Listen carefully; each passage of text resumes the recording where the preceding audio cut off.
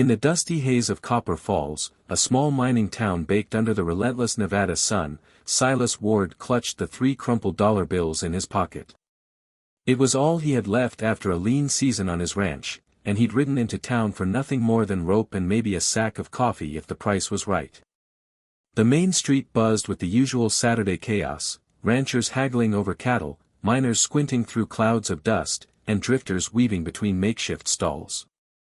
Silas, a weathered man with a face carved by years of solitude, tied his horse to a post and scanned the market, his calloused hands gripping the reins.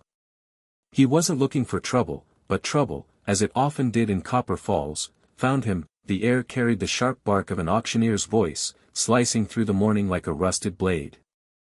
Silas had heard auctions before, cattle, tools, land, but this one felt different. The crowd near the old grain warehouse was thicker than usual, their voices laced with a hunger that twisted his gut.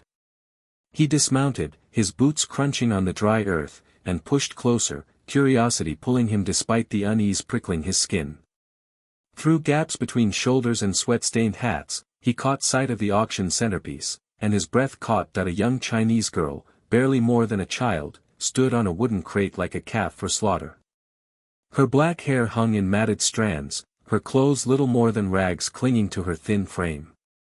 But it was her eyes that stopped Silas cold, dark, wide, and brimming with a terror so raw it echoed in his chest. The auctioneer, a greasy man in a stained vest, called out bids with a practiced rhythm. $2. Do I hear $2.50? The men in the crowd weren't looking at her face. They eyed her like a tool, something to be used and discarded. Silas recognized some of them. Ranch owners who worked their hands to death, mine foremen known for cruelty. His jaw clenched as a man in a black coat raised a hand. $3. The auctioneer's gavel was already rising when Silas's voice broke through, unbidden. $3.50. The words escaped before he could stop them, and every head in the crowd turned. The girl's eyes locked onto his, and for a moment, the world fell silent. The auctioneer faltered, confusion flickering across his face. Silas Ward wasn't known for bidding on anything, let alone this. But greed won out. Going once, going twice. The gavel cracked down, splitting the morning in two. Then reality hit. Silas's hand closed around the $3 in his pocket, not $3.50, just $3. His stomach dropped as the crowd's eyes bored into him, waiting to see what the quiet rancher planned to do with his purchase. The girl's gaze held a new fear now, fear of him. The auctioneer cleared his throat, impatient, his hand outstretched. $3.50, Ward. Pay up. Silas's mind raced, sweat beading on his forehead despite the cool air. Behind him, someone chuckled darkly, the crowd already whispering that the old hermit had bitten off more than he could chew. Then a hand clapped his shoulder. Marshall Tucker, a man Silas had known since they were boys, leaned in close, his weathered face unreadable. "You short, Silas," he whispered. Before Silas could answer, Tucker pressed 2 quarters into his palm. "Pay the man." Silas handed over the money, his hand steadier than he felt. The auctioneer snatched the bills and coins, counted them twice, then jerked his head toward the girl. "She's yours. Got papers if you want 'em." He held out a crude bill of sale, ink still wet, as if she were a horse or a plow. Silas stared at the document, then at the girl. She was trembling, her small hands clasped like she was trying to vanish. The crowd was already drifting to the next auction, cattle, something normal. Silas folded the paper and stuffed it into his jacket without looking at it. He approached her slowly, like he would a spooked colt. Up close, he saw the bruises on her arms, the way she flinched as his shadow fell across her. Someone had hurt her, multiple someones, by the look of it. He stopped a few feet away and held out a hand, not demanding, just offering. "My name's Silas," he said softly. "I'm not gonna hurt you." Her eyes studied his hand like it might be a trap. When she spoke, her voice was a whisper, her English broken but clear. "Min," Silas nodded. Min. That's a good name. He glanced at the dispersing crowd. You hungry? The question seemed to surprise her. She nodded once, quick, like she feared he'd retract the offer. He gestured toward his horse. There's a place across the street. We'll get you some food. But as they walked toward the restaurant, Silas noticed the stares. A Chinese girl beside a white rancher meant only one thing to most in Copper Falls. At the restaurant door, the owner, a thick-set man named Garrett, stepped out to block their path. We don't serve her kind here, he said, arms crossed. Find somewhere else. His eyes flicked to Min with disgust. Maybe the back alley behind Chen's laundry. That's where they belong. Silas felt a cold anger settle in his chest. He'd been naive to think this would be simple. In Copper Falls, nothing was simple when it came to a Chinese girl and a white man. Her money's as good as anyone's, Silas said, voice low and steady. And since I'm paying, that makes it my money. Garrett didn't budge. Don't matter whose money it is. I don't serve Chinamen. Bad for business. He glanced at the growing crowd of onlookers. You understand, Silas. Nothing personal. It felt personal. Min shrank back, her eyes resuming that haunted look from the auction. Silas could walk away, keep the peace like always, but something in him refused. Then we'll eat somewhere else, he said, turning to leave. Garrett's next words stopped him. Be careful, Ward. People are talking about what you bought. Questions about what you plan to do with her. His smile was ugly. Wouldn't want folks getting the wrong idea. The threat was clear. In Copper Falls, a man's reputation was everything, and whispers could destroy it, especially about a Chinese girl. Before Silas could respond, Marshal Tucker appeared, hand resting casually on his gun belt. Problem here, gentlemen? His eyes were sharp. Because if there is, we can discuss it at my office. Garrett's bluster faded. Just explaining house rules, Marshal. Tucker nodded. House hem rules. I see. He looked at Min, then Silas. I know a place that serves anyone with coin. Mrs. Henderson's boarding house. She's got a dining room open to the public. It wasn't a suggestion. Silas and Min followed Tucker to the boarding house 2 blocks away. Every step drew stares, some curious, others hostile. Word of the auction was spreading fast. At Mrs. Henderson's, the elderly woman took one look at Min and softened. Poor child looks half-starved, she said. I'll fix her something proper. But as they sat at a corner table, Silas noticed the other patrons whispering, pointing. Outside, men gathered in small groups, their intentions unclear but ominous. Mrs.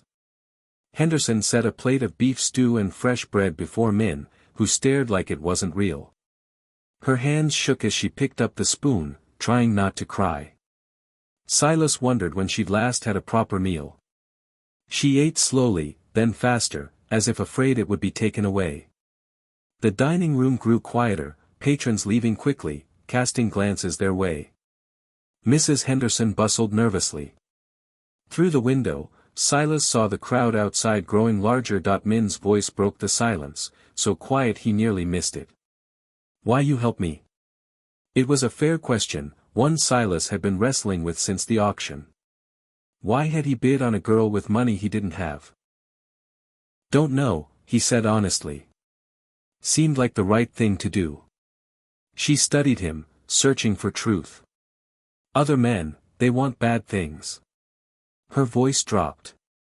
Silas's anger flared again. To the men at the auction, she wasn't a person, just a thing. I'm not like other men, he said. The door burst open. Cord Jennings, the biggest rancher in the territory, stormed in with his son Blake, mean as a snake, and Frank Morrison, the mining boss. They weren't here for dinner. Cord's face was red as he stalked to their table. Ward, what the hell are you doing? Silas set down his coffee cup. Eating dinner. You got a problem with that?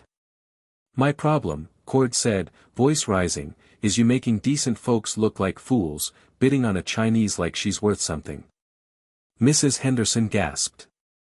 Min paled but held Cord's gaze.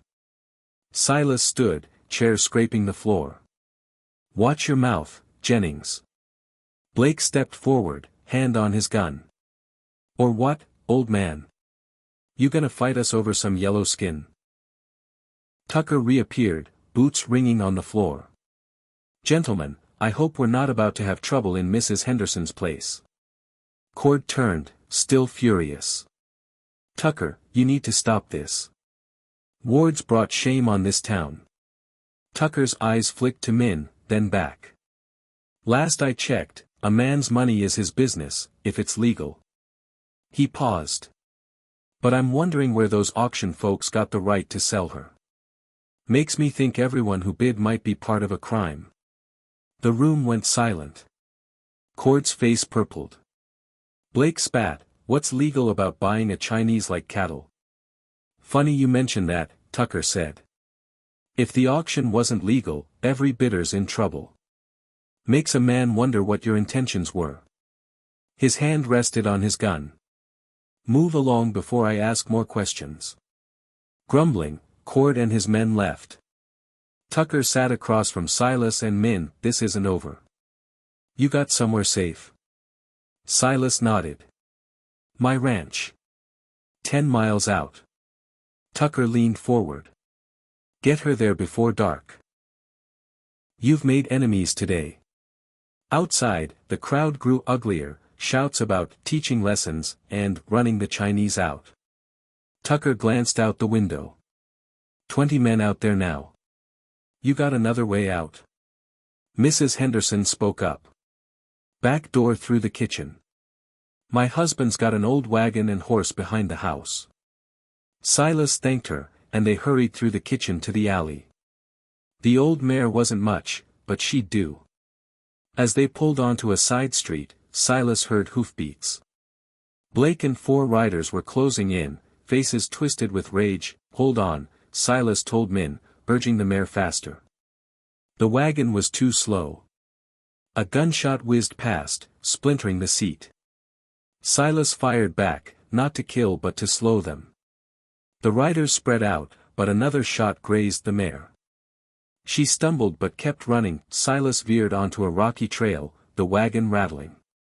Ahead, a narrow pass between boulders offered a chance.